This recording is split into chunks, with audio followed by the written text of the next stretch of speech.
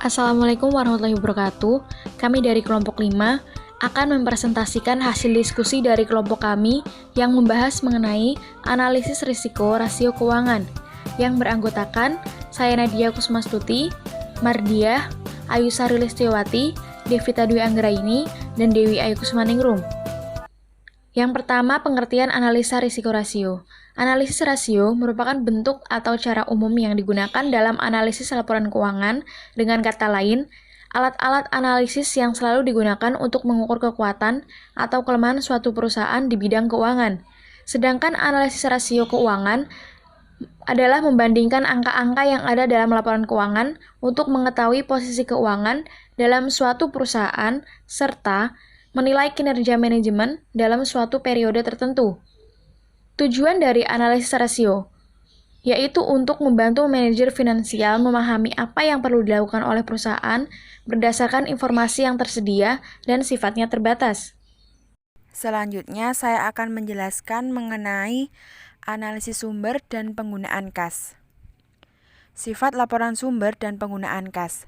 Sifat laporan perubahan modal adalah memberikan ringkasan transaksi keuangan selama satu periode dengan menunjukkan sumber dan penggunaan modal kerja dalam periode tersebut. Modal kerja meliputi seluruh aktiva lancar atau aktiva lancar dikurangi utang lancar. Laporan sumber dan penggunaan kas dapat digunakan sebagai dasar dalam menaksir kebutuhan kas di masa mendatang dan kemungkinan sumber-sumber yang ada, atau dapat digunakan sebagai dasar perencanaan dan peramalan kebutuhan kas atau cash flow di masa yang akan mendatang.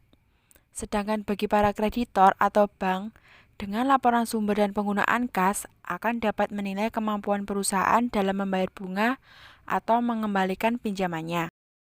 Selanjutnya, saya akan menjelaskan mengenai sumber kas.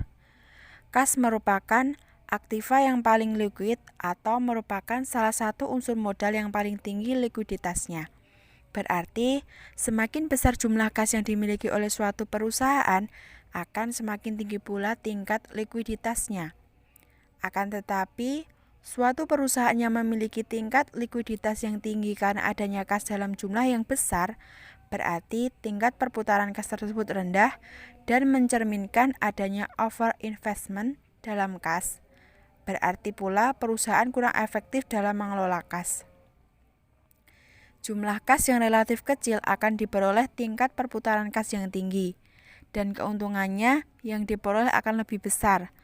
Tetapi, suatu perusahaan yang hanya mengejar keuntungan atau rentabilitas tanpa memperhatikan likuiditas, akhirnya perusahaan itu akan berada dalam keadaan likuid apabila sewaktu-waktu ada tagihan. Pembahasan berikutnya adalah resiko likuiditas jangka pendek. Resiko likuiditas jangka pendek membutuhkan suatu pemahaman tentang siklus operasi perusahaan. Rasio-rasio keuangan yang dapat menilai resiko likuiditas jangka pendek adalah sebagai berikut. Yang pertama, rasio lancar atau current ratio. Current ratio merupakan instrumen untuk mengukur tingkat likuiditas suatu perusahaan. Semakin tinggi current ratio, maka semakin liquid juga suatu perusahaan tersebut. Begitu juga sebaliknya. Rasio lancar dihitung dengan membagi aktiva lancar dengan hutang lancar. Rasio ini menunjukkan besarnya kas yang dipunyai perusahaan ditambah aset-aset yang bisa berubah menjadi kas dalam satu tahun, relatif terhadap besarnya hutang-hutang yang jatuh tempo dalam jangka waktu dekat juga, yaitu tidak lebih dari 1 tahun, pada tanggal tertentu seperti tercantum pada neraca. Yang selanjutnya yaitu rasio cepat atau quick ratio. Quick ratio merupakan instrumen untuk mengukur tingkat likuiditas suatu perusahaan. Semakin tinggi quick ratio, maka semakin liquid suatu perusahaan ataupun sebaliknya. Persediaan dikeluarkan karena dianggap sebagai aktiva lancar yang paling tidak liquid. Secara umum, informasi dari quick ratio akan sama atau searah dengan informasi dari rasio lancar. Selanjutnya, rasio aliran kas operasional terhadap hutang lancar. Rasio ini yang menunjukkan sejauh mana kas yang dihasilkan dari operasi dapat menutupi kewajiban lancar suatu perusahaan. Semakin tinggi rasio ini, maka semakin rendah risiko yang dihadapi oleh perusahaan. Rumus untuk rasio ini adalah aliran kas dari operasi dibagi rata-rata hutang lancar. Studi empiris di Amerika Serikat memperlihatkan bahwa rasio aliran kas terhadap hutang lancar untuk kondisi bisnis yang sehat adalah sekitar 0,4 atau lebih. Pada industri yang relatif sudah memasuki tahap kedewasaan, secara umum tidak akan kesulitan memperoleh surplus kas dari operasi mereka. Yang selanjutnya, rasio aktivitas modal kerja.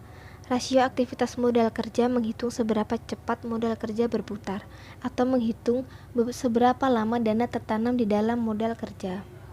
Beberapa rasionya antara lain rata-rata umur piutang, kemudian rata-rata umur persediaan, dan rata-rata umur hutang. Pembahasan selanjutnya yaitu resiko likuiditas jangka panjang. Resiko solvabilitas jangka panjang digunakan untuk mengukur kemampuan perusahaan dalam memenuhi pembayaran bunga dan angsuran pinjaman atas hutang jangka panjang dan untuk memenuhi kewajiban yang segera jatuh tempo. Nah, rasio-rasio keuangan yang dapat digunakan untuk menilai risiko solvabilitas jangka panjang adalah yang pertama, rasio utang jangka panjang atau long term debt ratio. Rasio ini menunjukkan seberapa besar total utang yang digunakan oleh perusahaan untuk membiayai aktivitasnya.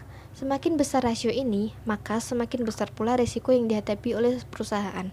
Demikian pula sebaliknya, semakin kecil rasio ini, maka semakin kecil pula risiko yang dihadapi oleh perusahaan. Yang kedua, rasio kewajiban terhadap aktiva. Rasio ini menunjukkan seberapa besar utang yang digunakan untuk membiayai aktiva perusahaan.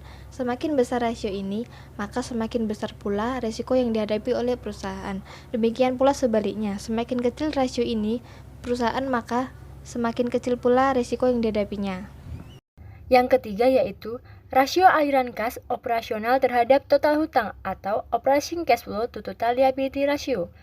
Rasio ini menunjukkan sejauh mana kemampuan perusahaan dalam menghasilkan arus kas dari kegiatan operasi untuk menutupi atau memenuhi seluruh kewajibannya. Rasio ini melihat kemampuan perusahaan menghasilkan aliran kas untuk menutup kewajibannya. Aliran kas dari operasi bisa dilihat dari laporan aliran kas yaitu komponen operasi. Yang keempat, rasio aliran kas operasional terhadap pengeluaran modal atau operating cash flow to capital expenditure. Rasio ini menunjukkan seberapa besar penggunaan arus kas operasi yang dihasilkan perusahaan dalam memenuhi kebutuhan pengeluaran modal. Dalam analisis ini memberi informasi besarnya aliran kas untuk menutup pengeluaran modal yang diperlukan untuk investasi, memelihara, dan membangun pabrik serta bangunan. Kelebihan kas tersebut bisa dipakai untuk membayar hutang dengan bunganya. Sekian dari kelompok kami, kurang lebihnya kami mohon maaf. Wassalamualaikum warahmatullahi wabarakatuh.